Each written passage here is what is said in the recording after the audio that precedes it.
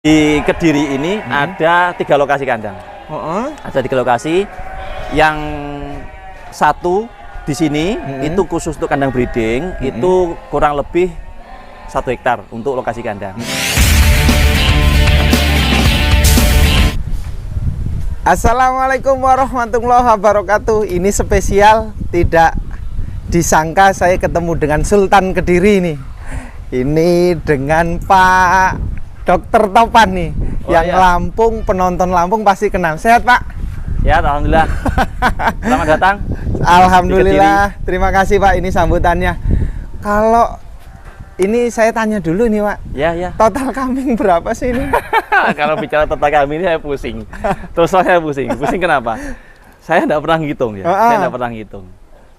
Saya paling kalau mau menghitung itu saya minta tolong sama yang adik-adik magang itu. Laporan dikit saya ya, itu 1 bulan yang lalu ada 1.200. 1 bulan yang lalu 1.200 ekor. Belum yang lahir baru ya, saya nggak gitu lagi. Udah itu. Ini yang mau saya tanyakan, per hari beranaknya berapa? Rata-rata normal ya di angka 10. 10 ekor. betina. 10 betina. Ekor, 10 betina yang beranak. Yang beranak. Untuk isi dari blok sini, blok sana, itu apa aja jenisnya? Oke, nanti sambil keliling ya. Ini kalau yang di sini, ini yang blok, katakanlah ini blok A ya, itu saya isi dengan kambing bur. Blok A kambing bur, terus yang blok B itu masuk di zona domba ya, domba dorper.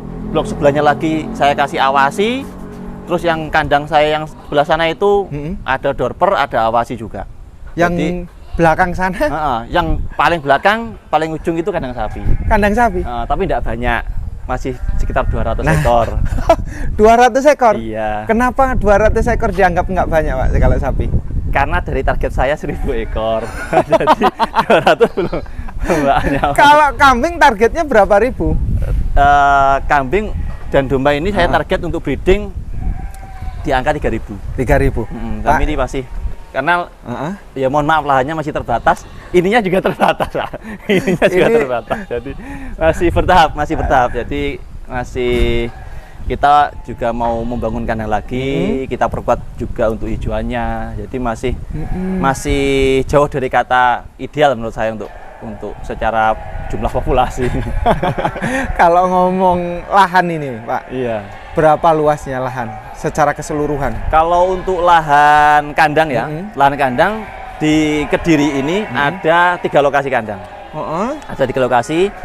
Yang satu di sini itu khusus untuk kandang breeding, itu kurang lebih 1 hektar untuk lokasi kandang. Itu yang di lokasi sini. Yang di lokasi kedua itu daya tampung hanya 400 ekor.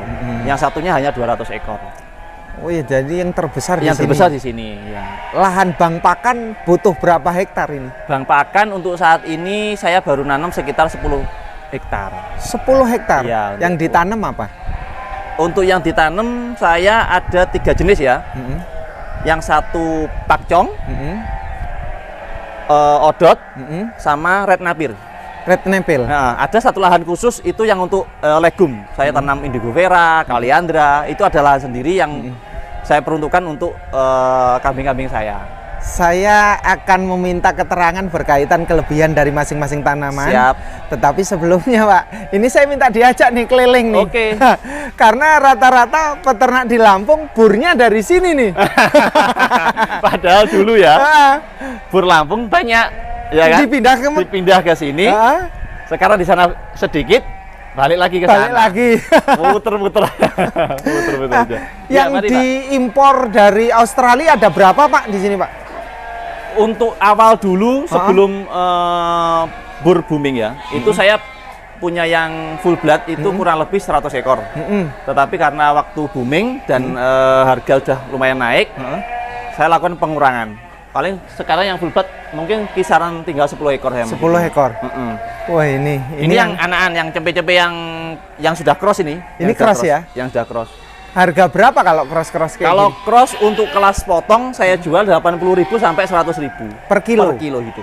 Coba Pak ke sini Pak. Nah ini. Nah ini yang masih full blood, ini yang cempe yang full blood. Nah ini. Harga berapa itu Pak? Nggak dijual. Tapi biasanya yang sebelum-sebelumnya yang ukuran lepas HP seperti ini lakunya 20 sampai 25 juta. 20 sampai 25 juta. Berapa bulan umur? 3-4 bulan. 3-4 bulan. 3-4 Pak, bulan. siapa tahu ini penonton bukan hanya di Lampung nih ya. Ya. Di Palembang, Jambi, Bengkulu yang pengen mendapatkan bur dengan spek-spek ya banyak-banyak lah pokoknya. Yang cari full blood di sini ada, mau cross, intinya semua lengkap kan ya. Siap. Nah, minta nomor telepon Pak. Oke. Nanti silakan hubungi nomor saya di 0821 400 95 938. Farmnya namanya Barokah Farm Kediri. Kediri ya. Siap. Kalau desa lengkapnya? Alamat kandang itu di Desa Ngadiluwe, Jalan Tambangan nomor 13, Kecamatan Ngadiluwe, Kabupaten Kediri. Oke Pak. Sherlock gampang, cek di Google ketemu. Ya? Pasti ya. Tadi juga saya ketemu Pak. Ya. Coba diajak ke sana saya Pak. Oke, keliling ke sini aja. Ini yang ini untuk yang ini yang untuk induan bur. Bur ya? Yang induan bur ini. Bur. Nah, itu. Nah, yang kelihatan kepalanya itu yang impor itu, yang itu full impor blood. ya? Ya, itu. Nah, itu yang full blood. Nah, masuk di ini jadi gini. Yang kandang ini itu biasanya yang bunting. Saya taruh di kandang satu-satu seperti ini. Alasannya Pak? Biar aman kandungannya. Oh, aman. Ya, kalau proses perkawinan sendiri saya pakai 2 metode. Satunya pakai kawin alami, saya koloni, satunya kawin tubruk. Oh, gitu. Ya. Ini ya contohnya ini ya, ini kawin alami ya ini. Kawin alami ya. Seperti ini ya. Saya kasih 1 jantan dengan beberapa betina. Ini full blood semua atau? Ya, ini mix. Ini ada yang full blood, ada yang F3, F2. Oh, campur F4. aja ya? Campur aja. Untuk menentukan atau melihat ciri-ciri Pak, terkadang kan secara umum ya masyarakat itu bingung. Ya. Yang cross itu apa, yang F1, F2 itu bagaimana sih Pak? Oke. Itu kalau mau lebih detail sudah pernah saya bahas di video-video lainnya, tetapi akan saya ulang pintas saja. Jadi yang paling jelas adalah proporsi. Kalau warna itu nomor sekian ya. Kalau masalah warna ya ada yang kepala merah badan putih, ada yang warnanya putih polos ya. Tetapi yang tidak bisa dikatakanlah dibohongi adalah dalam hal postur. Postur ya. Nah, F1 dengan F2 itu posturnya jelas beda. Bedanya gini, semakin dia F-nya tinggi, bodinya itu semakin pendek dan semakin bulat. Seperti itu. Jadi perbandingan panjang badan sama tinggi badan itu semakin jauh gapnya. Kalau tinggi badan dengan panjang badan ini gapnya nggak jauh, berarti itu F-nya masih rendah. Kalau berkaitan tanduk, ada yang tanduk lurus, ada yang tanduk bengkok ini. Jadi kalau masalah tanduk, itu biasanya kalau kita lihat dulu tetap di fenotip dari induannya ya, dari yang full bloodnya. Jadi kalau biasanya semakin tinggi F-nya itu tandanya semakin mendekati dari si full blood, semakin mengikuti arah bentuk kepala. Arah bentuk kepala. Betul. Kalau yang masih F-nya rendah biasanya masih ada kombinasi dengan tanduk-tanduk model si induknya, si betinanya. Oh, nah kadang kan ada ini Pak, ada yang warna hitam, ada yang warna kayak kuning gading itu tanduknya. Nah ini yang bener yang mana yang full blood? Ya semua bener, semua bener. Kalau saya semua bener karena dulu ya ada pergeseran ya. Dulu awal-awal saya mendatangkan full blood yang impor, itu tanduknya cenderung bening, cenderung bening ya, bening bagus. Tetapi di akhir-akhir ini yang impor pun mulai muncul yang tanduk yang nggak begitu bening, gelap. Jadi masalah tanduk menurut saya tidak ada masalah. Tidak ada masalah tidak ya. ada masalah. Jadi bukan tidak bisa kita menyimpulkan bahwasanya, oh kalau tanduknya bening berarti full blood, kalau nggak bening tidak bisa seperti itu. Tetap kalau kita bicara genetik ya kita kembalikan ke kejujuran masing-masing para pembreeder. Oh gitu. Kalau telinga Pak, kadang kan telinga ada yang ujungnya menjulang ke atas, ada yang ke bawah, ini gimana? Kalau telinga kecenderungan ini gini aja sambil lihat ya Pak. Sambil lihat. Ini yang full blood yang sini. Nih. Nah, ini lihat. Ini udah kelihatan. Oh iya nih. Ini F3. Ini F3 ya. Nah, udah kelihatan bodinya udah cenderung panjang dan dia pendek. Terus telinga sudah mulai bagus kan? Nggak terlalu menjulai panjang. Terus bentuk tanduknya sudah mengikuti arah kepala. Arah kepala. Nah, lihat yang sebelahnya nih, yang merah. Yang merah ini masih F1. Masih F1 ya? Bentuk tanduknya beda kan? Ini yang disebut cross juga ya? Betul, semuanya cross. Mau bicara F1, F2, F3 itu yang namanya cross. Ya kan? Nah, kelihatan dari tanduknya udah kelihatan beda, ya kan? Ini lebih bagus. Lebih bagus. Nah, yang merah masih nggak, dia tidak ikut bentuk kepalanya, ya kan? Nah, jadi seperti itu yang contoh sederhananya. Oke. Gitu. Tapi kalau nanti para peternak yang mau pesen bur di tempat kami, jangan khawatir, recording jelas. Pasti aman. Iya, pasti aman. F1 ya, F1, F2, F2. Ya kan? Jadi kalau kita bicara recording, semua terrekod. Kalau nanti kita bicara fenotip, pasti akan saya tunjukkan. Ini F1 tapi kualitasnya bagus, ini F2 tapi kualitasnya kurang bagus ya.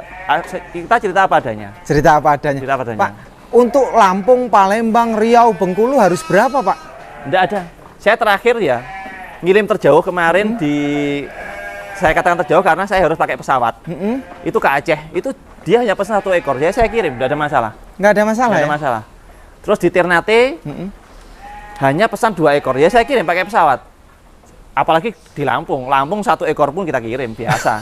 Jadi kita biasa kirim ke daerah Lampung, 1 ekor pun jalan.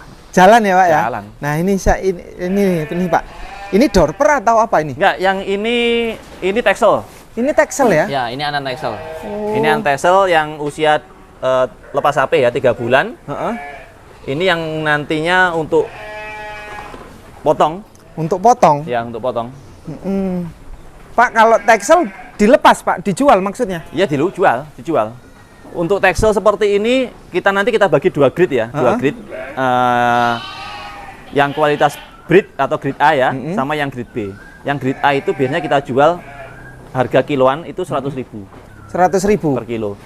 Pejantan betina sama? Sama. Oh, sama. Jadi yang kualitas breed contohnya seperti ya. Boleh saya masuk ya? Lihat.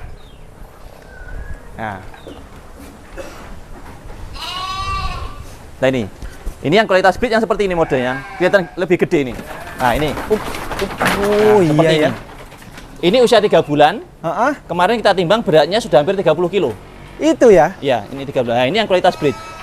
Jadi ini yang model seperti ini kita jual biasanya 100.000 per kilo. Nah, 100.000. Yang kualitas yang biasa, yang potong, yang kecil seperti ini. Nah ini yang kelihatan. Nah ini kan. Itu sebab apa, Pak? Ada? Enggak, jadi tetap di ternak itu ya harapan kita semuanya keluar bagus. Tetapi kan ya kembali ke rezeki. Oh gitu ya. Jadi ibaratnya kalau kita sekolah, tidak semua siswa itu ranking 1. Kan seperti itu kan. Nah, iya. Jadi kalau ibarat di ternak, yang ranking 1 itu kita masukkan ke kualitas A untuk nanti harus diternak lagi. Bukan untuk dipotong karena karena bagus ya kan. Yang kualitas di bawahnya itu udah enggak apa-apa untuk potong. Oh, berarti sudah alami seleksi ya? Iya, seperti itu. Harus yang di breeding diseleksi benar-benar ini. Ini sama ya? Sama. Kalau jadi yang nanti, yang ini? Nah, baru yang ini kita bicara ini. Nah, ini yang dorper. Ini dorper ya? Nah, ini mantap ini, Pak. Yang dorper ini kemarin saya tak naik lagi. Nah, ini dorper usia 3 bulan sampai paling lama ini 5 bulan, Pak. Paling lama 5 bulan? Paling tua 5 bulan ini. Yang paling gede 5 bulan ini. Cakep ini. Yang warna? Yang ada tanduknya kecil. Sama yang hitam polos. Untuk harga pejantan berapa, betina berapa, Pak? Kalau untuk dorper kami pisah menjadi 3 kelas ya. 3 kelas. Nah, seperti ini cakep ini kelihatan. Ini usia 5 bulan. Oh. Ini berat terakhir 54 kilo. Kita timbang 54 kilo penimbangan 3 hari yang lalu. Nah, jadi kita pisahkan seperti ini. Nah, kalau ini seperti ini kita katakan ini F1 cross dorper F1 tapi grade A ini. Karena fenotipnya bagus ya kan? Black head, badan putih. Nah, yang model seperti ini biasanya kita jual per kilo 200.000. Per kilo 200.000. Per kilo 200.000. Jadi kalau di dorper kita bagi 3 kelas. Grade A, grade B, grade C. Grade yang paling bagus grade A 200.000. Yang grade paling rendah grade C itu 100.000 per kilo. Grade C 100.000. Jadi grade C yang 100.000. Jadi kita bedakan. Artinya bagi rekan-rekan yang mencari dorper tidak semuanya harga mahal. Tergantung nanti permintaan rekan-rekan itu mau breeding yang kualitas mana kan gitu. Misalnya kita sediakan yang kelas atas, menengah dan kelas bawah. semuanya bisa terpenuhi. Siap. Jadi karena tidak kemampuan peternak kan beda-beda. Berkaitan kandang ini, Pak. Iya. Sebenarnya bagus kalau kayak gini yang model domba, baik itu door, texel dan lain sebagainya. Bagus tetap lantai panggung atau lantai tanah sih? Itu masing-masing beda ya. Jadi saya tidak berani beropini terlalu banyak. Saya hanya berani bercerita tentang pengalaman saja, pengalaman saja. Kalau saya dulu pernah di kandang saya yang satunya itu saya taruh di tanah. Saya taruh di tanah. Itu memang lebih nyaman ya, lebih nyaman. Tetapi ada masalah lain, muncul masalah lain yaitu di bau. Oh, di bau. Bisa di bau karena di tanah dia kohenya turun di situ, kencing di situ, terus dipijak, nah, muncul itu bau. Memunculkan penyakit. Memunculkan bau. Ya otomatis kalau bau menyengat ya kondisi si domba tidak akan bisa sehat seperti yang pada umumnya. Jadi itu yang pernah saya alami ya. Akhirnya saya beralih ke saya buat panggung. Kalau panggung ini memang kelemahannya adalah biayanya memang mahal. Biaya mahal satu. Yang kedua, kalau ini jarak antar kayunya ini terlalu lebar, rawan kecepit. Rawan kecepit. Apalagi yang cempe kecil itu rawan sekali. Tetapi kelebihannya adalah minim bau, ya kan? Kan bisa dirasakan enggak bau kan? Benar. Ya kan? Ini tanpa bau. Ada obat-obatan sebenarnya. Kita enggak pakai obat sama sekali. Enggak pakai obat sama sekali, baik di pakan maupun di kandangnya enggak. Jadi ini bau ini hilang secara alamiah aja. Alamiah ya. Alamiah aja. Kenapa tidak sekeliling tidak ditutup penuh, Pak? Rapat apa enggak dingin? Oh enggak. Jadi kalau di sini di Kediri alhamdulillah iklimnya enggak ada masalah. Jadi kalaupun panas tidak terlalu panas, dingin juga tidak terlalu dingin dan tidak saya tutup, saya malah butuh ini sirkulasi anginnya ini udara biar jadi cepet ya. Iya. Untuk pakan sendiri, Pak. Pakan itu yang wajib yang di sini harus disediakan dan tidak boleh hilang sama sekali itu apa, Pak? Yang tidak pernah hilang adalah hijauan. Hijauan? Hijauan. Kenapa alasannya breeding kok harus tetap hijauan? Kalau saya gini, sederhananya adalah hijauan itu murah, ya kan, dan mudah. Terus yang ketiga, domba tetap harus kembali ke habitatnya, ke naluri alaminya, ya pakan hijauan. Mereka lebih menurut saya kalau pakan hijauan dia lebih ayam gitu, lebih ayam. Jadi proses memamah biaknya lebih bagus, otomatis nanti enzimnya lebih maksimal. Dan kalau di saya memang wajib hijauan itu harus dapat. Walaupun hanya sore hari. Walaupun hanya sore hari. Walaupun hanya sore hari. Nah, kalau pakan tambahan selain hijauan apa yang di sini wajib? Pakan penguat saya pakai konsentrat ya. Pakai konsentrat kebetulan saya buat sendiri ya. Kita ada pabrik pakan sendiri. Jadi memang saya produksi konsentrat sendiri walaupun belum skala besar ya. Paling kapasitas maksimal kita per hari hanya 10 ton. Itu kita buat sendiri pakan penguat konsentrat. Jadi untuk pakan menu pagi itu saya kasih konsentrat buatan sendiri dari mulai PK 14 sampai 22 itu nanti beda domba, beda juga PK-nya. Dijual enggak itu, Pak? Dijual enggak dijual pakan? Sudah mulai 2022 itu sudah kita rilis. Sebelumnya memang kita jual terbatas untuk anggota mitra, tapi sekarang sudah kita jual umum dengan merek Superfit. Berarti siapapun boleh minta itu ya, beli ya? Boleh ya? Boleh. Konsentrat dari Pak Topan ya? Siap. Mereknya Superfit. BFK Superfit. Nah, seperti itu. Per karung berapa? Per karung beda harga. Paling murah itu kita jual 130.000 per karung. Isi 40 kilo. 40 kilo. 40 kilo. Oke, Pak. Gitu. Yang sana, sambil jalan ya? Yang sana. Oke, sambil jalan ya.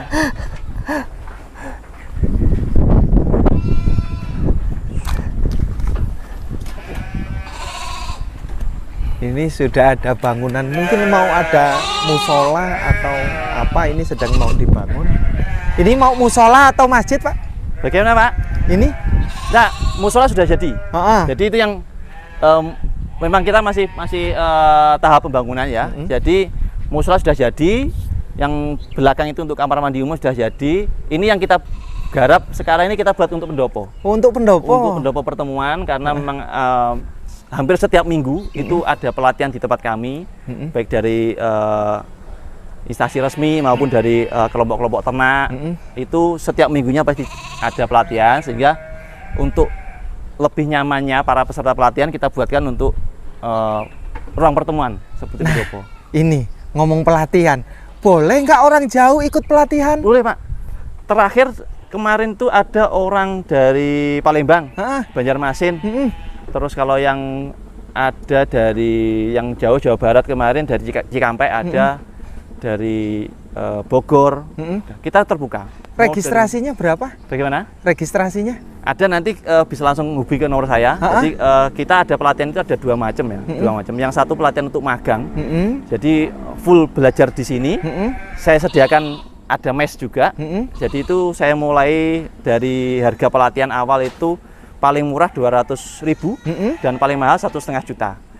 Yang 1,5 juta itu paket pelatihan magang selama 1 bulan di sini. 1 bulan. Itu sudah dapat kaos, dapat penginapan, dapat ilmu tentunya. Jelas ini.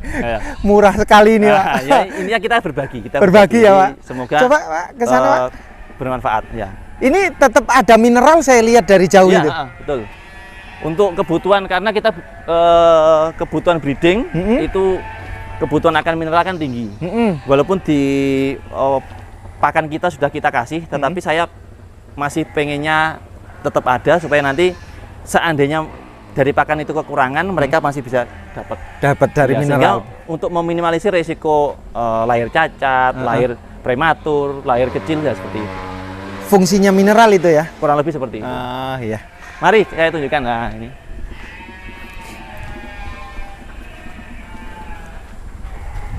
Nah, ini yang baru beranak ini. Nah, ini. Oh, ini ya. Nah, ini paling ini hari ini sama kemarin nih berapa ini? Nah, 1-2 hari ini ya? Ya, itu. Ya, paling enggak 1 hari dapat kayak gini. 1 2 3 4 5 6 7 8 ini. Berarti hari ini ada 8. Ada 8. Iya, ada 8. Pak, ini apa, Pak? Kalau orang ngomong apa ya? Oh, yang bolnya keluar. Bolnya keluar. Enggak apa-apa kayak gitu. Biasanya kalau istilah di orang ya kayak prolap uteri ya, kayak apa? Kandungannya keluar dikit. Tapi itu nanti begitu dia agak kurusan kita masukkan lagi beres.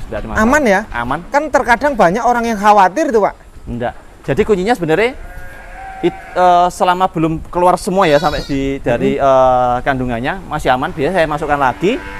Terus kita kasih treatment, kita sendirikan, kita kasih makan yang sedikit aja. Itu nanti hilang sendiri. Hilang ya? Tidak perlu dijahit itu, Pak? Oh, enggak. Saya tidak pernah pakai jahit. Oh. Dan itu lumayan sering dan sejauh ini alhamdulillah aman-aman saja. Aman ya? Aman, santai saja. Dan anaknya bagus-bagus ya? Iya, enggak ada masalah. Enggak ada masalah. Nah, ini kita pakai betina jenis cross texel, jantannya saya pakai Dorper, Pak. Ini cross texel. Di antara jenis-jenis domba ini yang produktif sekali itu apa sih, Pak? Kalau produktif yang kita bicara jumlah anak ya, quantity ya, itu sampai saat ini saya masih pegang Garut. Tetap Garut? Garut. Tetapi kalau di wilayah Jawa Timur ya khususnya, karena Garut identik dengan tanduk, nah, di wilayah sini tidak begitu diminati. Akhirnya saya lebih cenderung sekarang di Texel. Di Texel? Karena apa? Kalau Texel seperti yang tadi dilihat yang anak-anaknya tadi yang dengan Dorper, ya kan? Usia 3 bulan itu rekor saat ini di kandang kami. Kemarin akhirnya laku dibeli orang Pacitan. Itu usia 3 bulan 43 kilo. 43 kilo? Iya. Luar biasa. Jantan pakai Dorper, betina pakai jenis Texel. Oke, Pak. Coba nah, itu makanya saya tertarik untuk mengembangkan jenis itu. Karena pertumbuhannya bagus. Pertumbuhannya bagus ya, Pak? Oke, saya tunjukkan yang untuk ini pejantannya Dorper.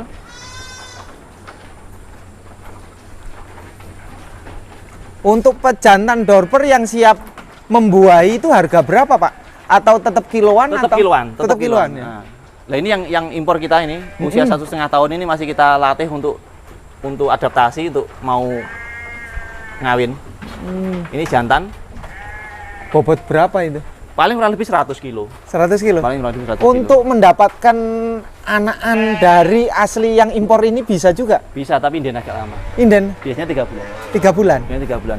Dengan harganya ya lumayan. Ya di kisaran 30-an juta lah, 30, 35, bahkan kalau yang agak bagus ya lebih dari itu. Usia berapa? Rata-rata di 10 bulan lebih lah. 10 bulan? 1,5 tahun, seperti itu. Oke. Ini luar biasa. Nah, ini yang jumbo yang sini. Mana ini ya? Oh itu ya ini. Ini yang senior ini.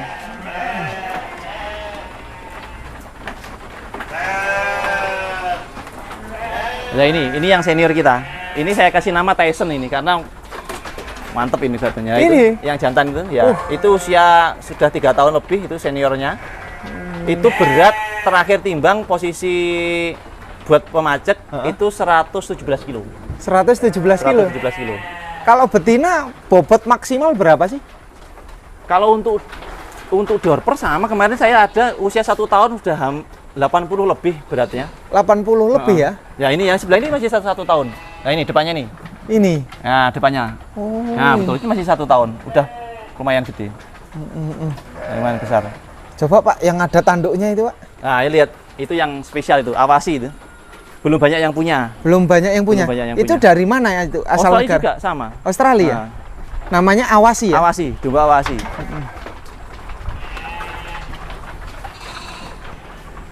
Nah ini untuk saat ini domba paling besar di kandang kita. Domba yang paling jumbo. Untuk anakan ini gimana harganya? Sama dengan dorper. Oh, sama ya? Dengan dorper. Tapi lebih besar, lebih tinggi ya? Lebih besar tinggi. Ini rekor kalau untuk awasi ya. Itu kalau kita istirahatkan, semisal ini ya, ini saya istirahatkan. Itu berat maksimal bisa 160 kilo. 160 kilo. Dan harganya kalau kita mau impor awasi, itu lebih mahal daripada dorper di atasnya. Di atasnya? Oh. Di atasnya. Nah Pak, untuk pakan sendiri, ini perharinya harus ditarget atau bebas sih? Nggak, tetap kita hitung Pak, tetap kita hitung. Jadi untuk pakan itu sendiri, tetap saya hitung, itu untuk kebutuhan harian, itu kurang lebih sekitar 7%. 7% ya? Iya. 7% dari bobotnya. Seperti itu. Jadi kalau untuk pakan ya kita ya tinggal ngalikan aja. Tinggal ngalikan aja. Jadi ya lumayan banyak untuk biaya pakan lumayan banyak. Nah, untuk semua keseluruhan ini pejantannya berapa?